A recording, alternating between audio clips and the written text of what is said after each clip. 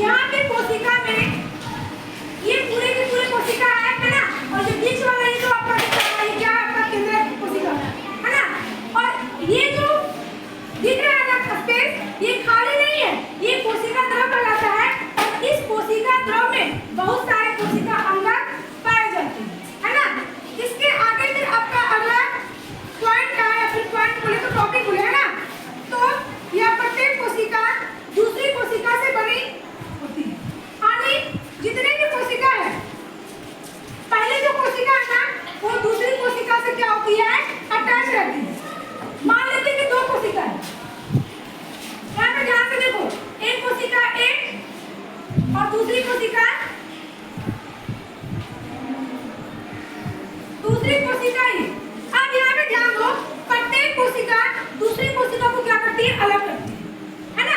आने की ये कोशिका और ये कोशिका के जो बीच में ये जो लेयर दिख रहा है ना, इसी को हम लोग क्या बोलते हैं, प्लाज्मा झिल्ली या फिर कोशिका झिल्ली, है ना। तो ये कोशिका दूसरी कोशिका को क्या करती है, प्लाज्मा झिल्ली से अलग करती है।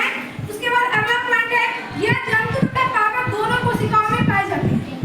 क्या जो कोशिका है ये जंतु कोशिका में और पादप कोशिका दोनों में क्या करती है, पाई जाती है। तीसरा पॉइंट है, यह जो कोशिका है प्रोटीन और लिपिड से बनी होगी। प्रोटीन तो पता है ना, लिपिड आपका लिपिड जिनमें हाइड्रोकार्बन होता है, और ये प्रोटीन जिसमें कि विटामिन ए, ई, डी वगैरह होता है।